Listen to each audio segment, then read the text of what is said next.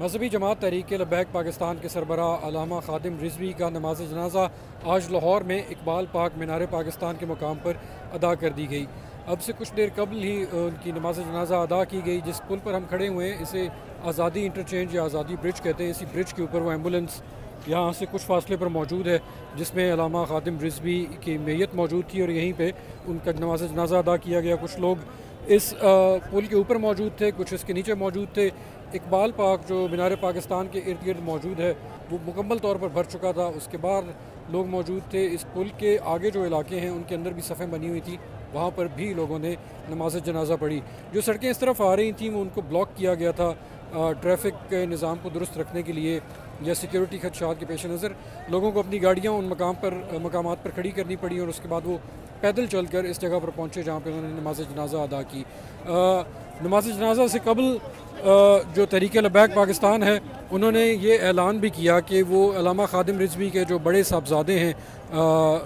سعد رضوی، ان کو جانشین مقرر کر رہے ہیں ان کی جماعت کا، تحریک لبیک پاکستان کا۔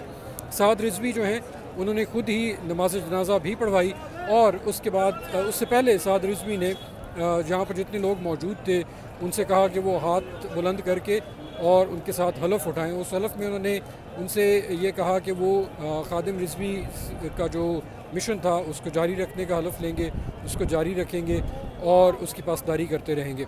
علامہ خادم رضوی جمعرات کی رات کو وفات پا گئے تھے جب انہیں لاہور کے شیخ زیاد ہسپتال لے کر جایا گیا، جہاں ڈاکٹروں نے اس بات کی تصدیق کی کہ وہ ہسپتال پہنچنے سے پہلے وہ وفات پا چکے تھے۔ اس کے بعد ایک روز تک ان کی میت کو ان کی مسجد میں لاہور کے اندر رکھا گیا، جہاں پر ملک کے مختلف حصوں سے آنے والے ان کے کارکنان اور حمایتی آ کر ان کو دیکھتے رہے اور آج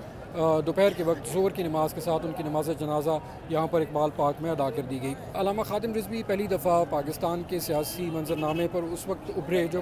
سن 2017 میں انہوں نے فیض آباد ہی کے مقام پر ایک دھرنا جو ہے اس کی قیادت کی، اور یہ دھرنا اس وقت ان کے مطابق پاکستان کے جو توہین رسالت کے قوانین ہیں ان میں ممکنہ ترمیم کو روکنے کے حوالے سے دیا گیا تھا۔ آنے والے دنوں میں وہ کئی مرتبہ اس قسم کی ریلیوں اور دھرنوں کی قیادت کرتے ہوئے اسلام آباد گئے، ملک کے مختلف دوسرے شہروں میں گئے۔ علامہ خادم رضوی کی جماعت نے پہلی مرتبہ سن 2017 میں سیاست میں بھی حصہ لیا۔ انہوں نے لاہور ہی کے حلقہ NA 120 کے ضمنی انتخابات میں حصہ لیا اور ایک اچھے خاصے ووٹ حاصل کر کے بہت سے لوگوں کو حیران کیا۔ اس کے اگلے ہی برس انہوں نے پاکستان کے عام انتخابات میں بھی ان کی جماعت نے حصہ لیا اور ان انتخابات میں بہت سی جو ملک کی دوسری مذہبی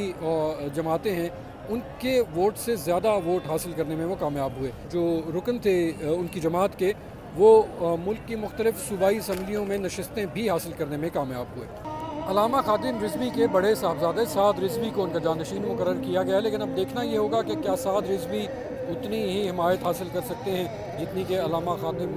رضوی کو حاصل تھی، اور کیا ان کی بھی اتنی ہی اسٹریٹ پاور ہوگی جتنی کہ علامہ خادم رضوی کے پاس تھی، اور اگر ایسا ہوتا ہے اور یا نہیں ہوتا